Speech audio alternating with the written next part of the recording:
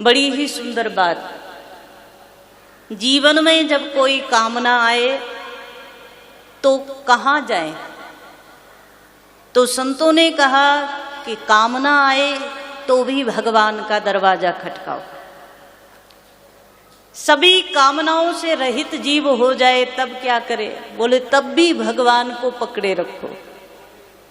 यहां तक कि मोक्ष की भी कामना यदि है तो परमात्मा को पकड़े रखोगे, उसके नाम रूप लीला धाम को पकड़े रखोगे तो एक ना एक दिन मोक्ष तक की कामना सिद्ध हो सकती है। कैसे होगी? कहा तीव्रेण भक्ति योगेन, तीव्र भक्ति योग से ये सब संभव हो सकता है। अच्छा एक बात बताओ, वैसे तो कहा जाता है कि कामना रहित जीव हो जाए, कोई इच्छा ही ना हो ऐसा हो जाए, लेकिन ऐसा होना सरल है क्या? कोई इच्छा ही ना हो किसी चीज की, सरल है? कहा महाराज बड़ा कठिन है, बड़ा मुश्किल है। यदि कामना रहित नहीं हो सकते तो कोई बात नहीं, अपनी जो भी कामनाएं वो परमात्मा से जोड़ दो, है ना। जो भी आप कमा कर लाते हो पहला भगवान को समर्पित करो और प्रसाद रूप में आप उसका उपयोग करो, तो वो कमाई भी गलत नहीं होगी, वो कमाई भी ईश्वर से जुड़ गई।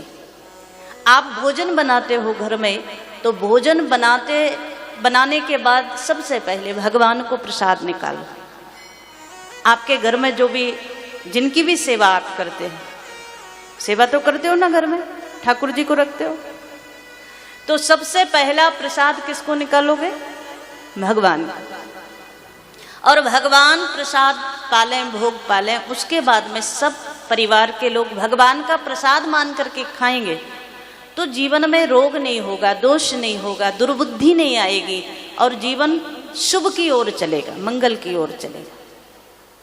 कोई भी वस्त्र आप लेकर आते हैं तो सबसे पहले, शायद आपके यहाँ भी ये परंपरा होगी, बुजुर्ग लोग बैठे हैं उनको पता होगा, पहले घरों में ये परंपरा थी, कोई भी नया वस्त्र आए, आभूषण कोई आए तो सबसे पहले वो भगवान को अर्पण होता था, या तो तुलसी माता को अर्पण करके स्पर्श कराकर बाद में हम लोग पहनते हैं। ऐसे होता है ना? आपके यहाँ भी होता होगा? नहीं होता? पहले होता था, है ना?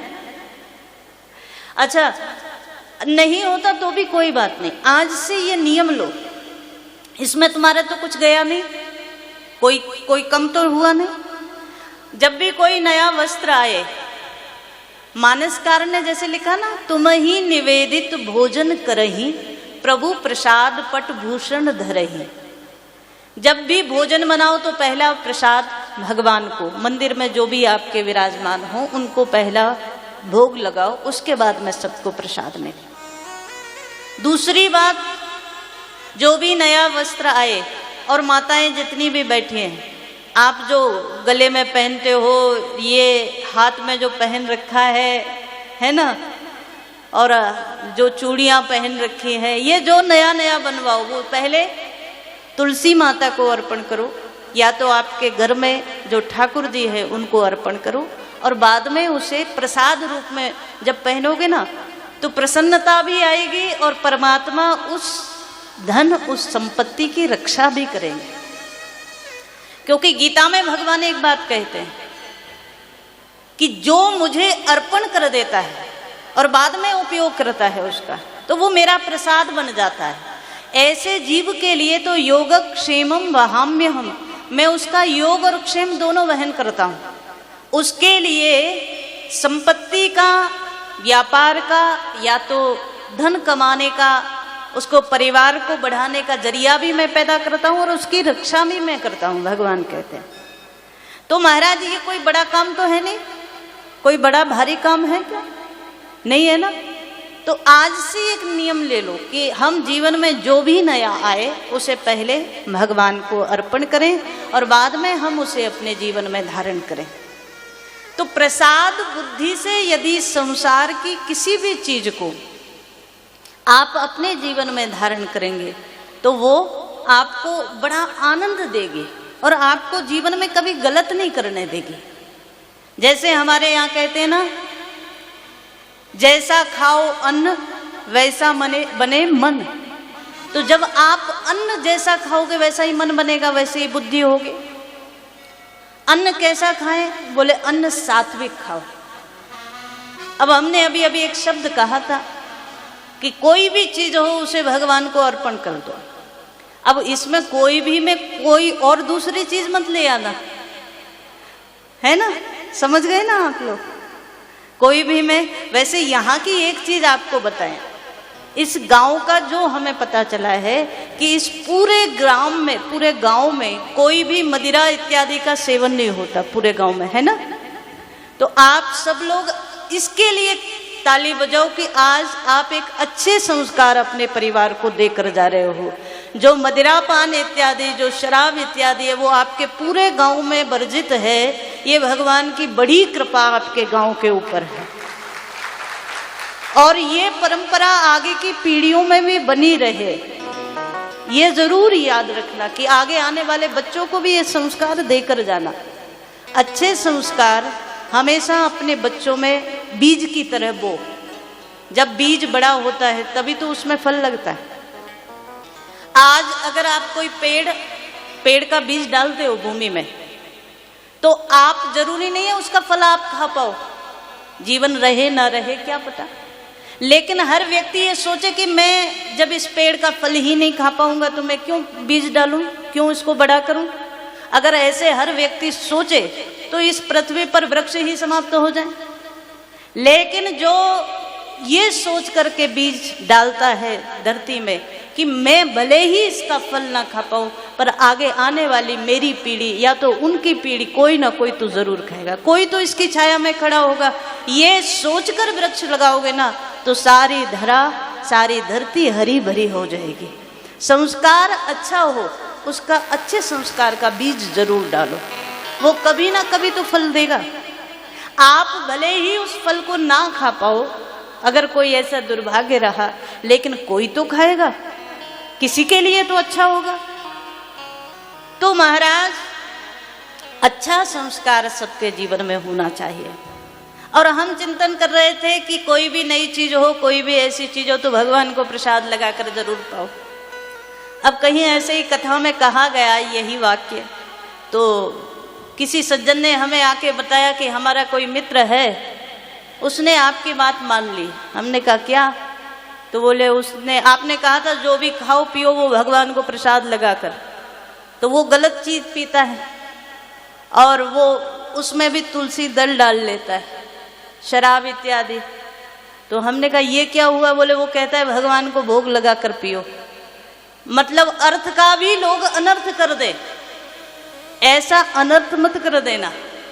यहाँ तो आपके यहाँ है नहीं, बहुत अच्छी बात है, और कभी हो भी ना, भगवान से यही प्रार्थना, कभी आपके परिवारों में ये कुसंस्कार किसी के अंदर ना आए, ऐसी भगवान से प्रार्थना। पर कई बार लोग कथा में से अपने मतलब की बात चुरा लेते कि हमारा मतलब यहाँ सिद्ध हो जाए। हम आप बस इतना समझे, जीवन में हम हर प्रकार से भगवान के हो जाएं बस, फिर तो परमात्मा चाहे आपके जीवन में काम हो, क्रोध हो, लोभ हो, तो भी भगवान आपको स्वीकार कर लेगा। हम भगवान के बन जाएं बस। तो व्यास जी ने एक बड़ा सुंदर श्लोक गाया,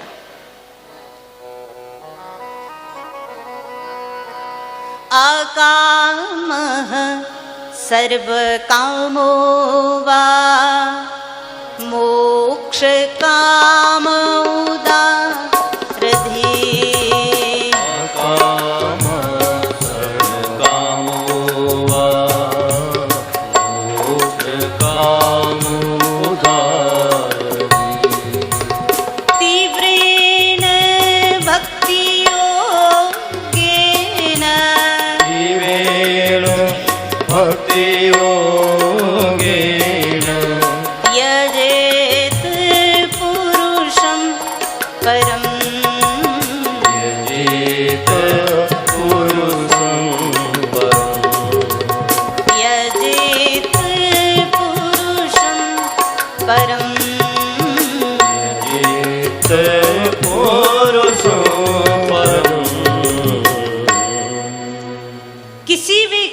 से हो चाहे, पर भगवान का भगवान की शरणागति बनी रहे, भगवान को याद करते रहो तो भगवान संभाल ही लेंगे। एक बार की एक घटना हमें स्मरण हो रही है। देखो, संसार में हर प्रकार के लोग हैं ना, तो एक बार कोई सेठ था। सेठ जानते हो ना? सेठ तो आपके यहाँ से ही मशहूर हुए, राजस्थान से ही सेठ लोग मशहूर हुए हैं बाहर, है ना। तो सेठ जी बड़ा धनवान सब था, घर में बड़ा सुख संपन्न था, लेकिन इनके जीवन में बस भगवान के प्रति प्रेम नहीं था। देखो सावधानी से सुनना, भगवान से प्रेम नहीं करते थे, संपत्ति कमाने में दिन रात लगे रहते। इतनी आ गई है, इतनी और आ जाए, इस भाव से जो लोग लगे हैं उस भाव में ही वो लगे रहते थे, दिन रात बस यही काम था। एक दिन किसी संत का गुजरना हुआ सेठ जी के दरवाजे से। अब संत के मन में लागी दया, कोमल चित संता, थोड़ी सी दया आई कि इस सेठ का पूरा जीवन निकल गया, इसने संपत्ति तो बड़ी कमाई पर भगवान का नाम नहीं कमाया, भगवान की भक्ति नहीं कमाई, तो कुछ नहीं कमाया। तो सेठ जी यद्यपि ज़्यादा मानते नहीं थे, लेकिन आज संत के मन में दया आई तो संत को लगा कि एक बार इन सेठ जी से मिलकर के भगवान की भक्ति का बीज डाल देना चाहिए। सेठ जी का दरवाज़ा खटकाया, सेठ जी ने दरवाज़ा खोला और जब दरवाज़ा खोला तो बाहर संत को देखा। ज़्यादा श्रद्धा तो थी नहीं संत के ऊपर। पूछ लिया, महाराज कैसे आना हुआ? संत ने कहा, सेठ जी एक गिलास पानी मिलेगा क्या, बड़ी प्यास लगी है। सेठ जी ने सोचा चलो ठीक है, पानी ही मांगा। अब लोभी इतने थे कि संपत्ति तो दे नहीं सकते थे, कोई चीज़ दे नहीं सकते थे, चलो पानी मांगा, कोई बात नहीं पानी दे देते। संत बैठ गए, संत को एक गिलास पानी ला करके दिया। संत ने पानी पिया। पानी पीने के बाद मन में आया कि अब तो इसके घर का मैंने पानी पिया है, अब तो बिना इसका उद्धार किए जाएंगे नहीं।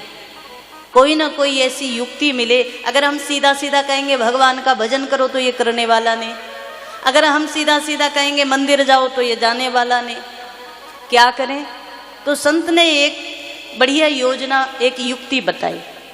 संत बोले, सेठ जी मैंने सुना है आप पर लक्ष्मी जी बड़ी प्रसन्न है। सेठ जी बोले, हाँ लक्ष्मी जी की तो कृपा है। तो संत ने कहा कि अगर और ज़्यादा लक्ष्मी चाहते हो, देखो जो जैसे समझे ना उसे वैसे ही समझाना चाहिए, तो संत ने उसी तरीके से समझाया।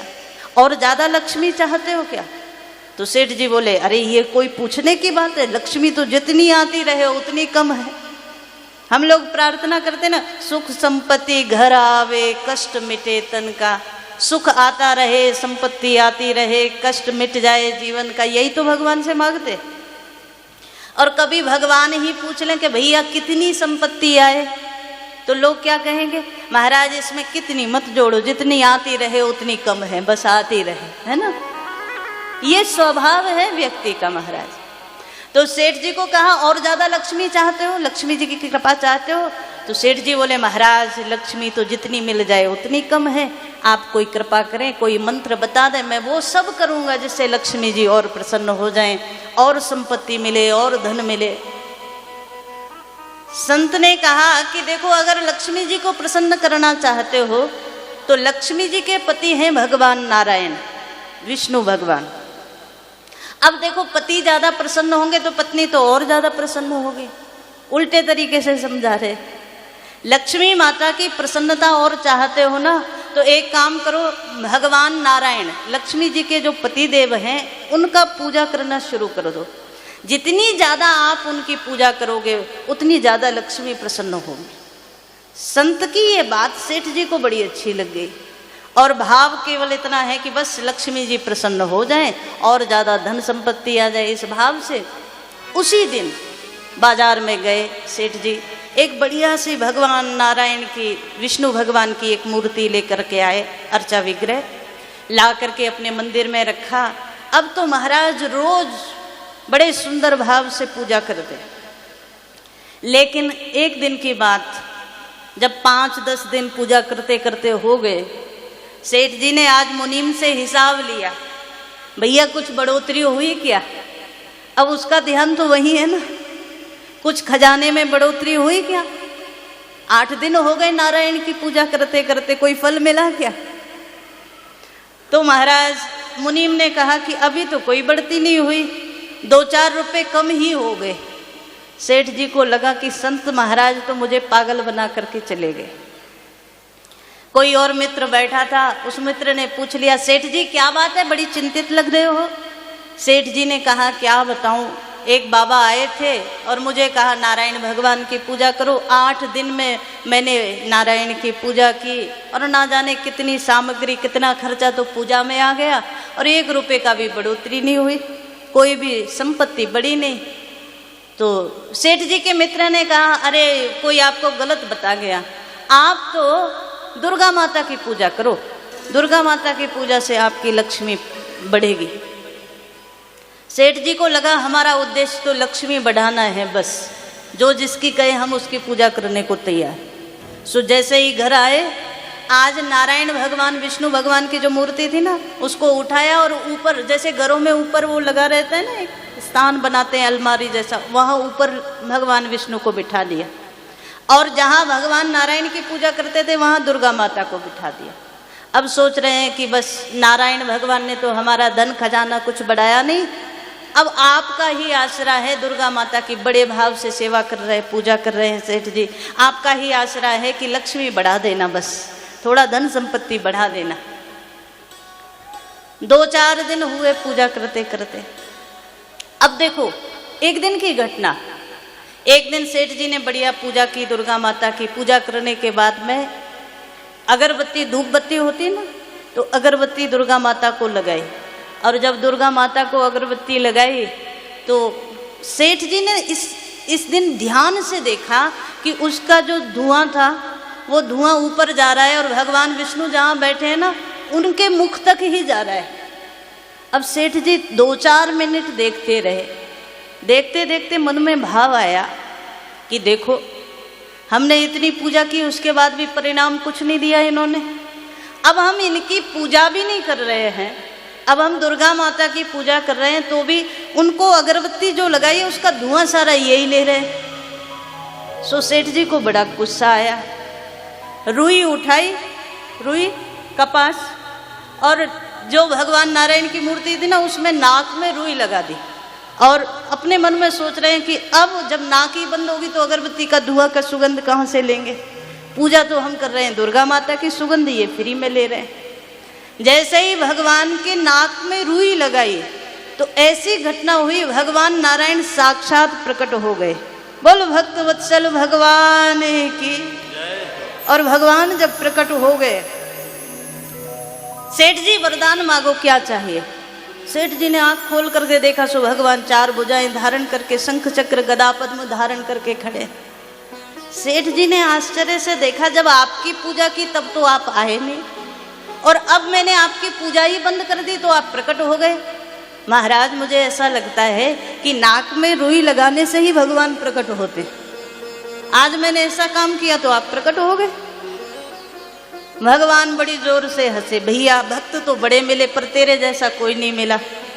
अरे तूने भले ही अगरबत्ती दुर्गा माता को लगाई थी, 2-4 थोड़ी सुगंध हमारी नाक में चली जाती, तुझे क्या परेशानी थी, थोड़े से धुआं जा रहा था तो तुझे क्या परेशानी।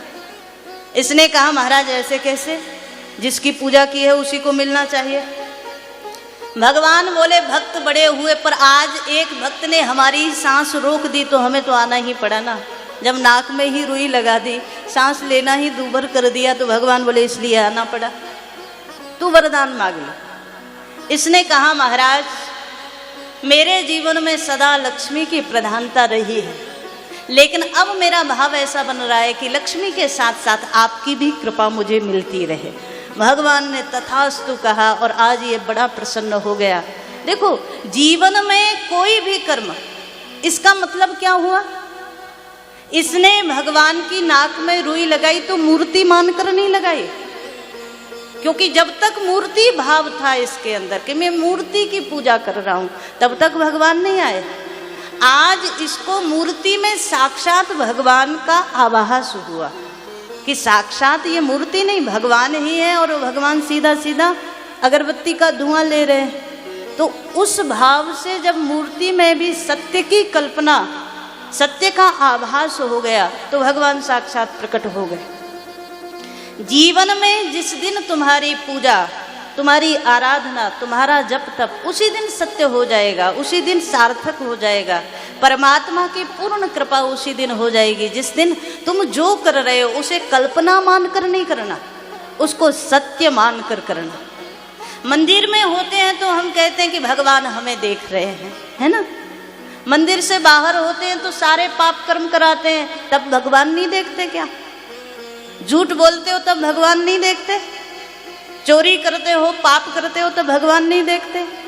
कहा महाराज भगवान तो तब भी हमें देख रहे हैं, लेकिन हम भगवान को नहीं देख रहे हैं। तो यहाँ चिंतनीय केवल इतना है, अकामः सर्व कामो वा, किसी कामना से अथवा तो किसी कामना के रहित होकर भी केवल और केवल भगवान से प्रेम करो, भगवान को सत्य मान लो, भगवान के समर्पित हो जाओ, उसी दिन पूर्ण कृपा मिल जाती है।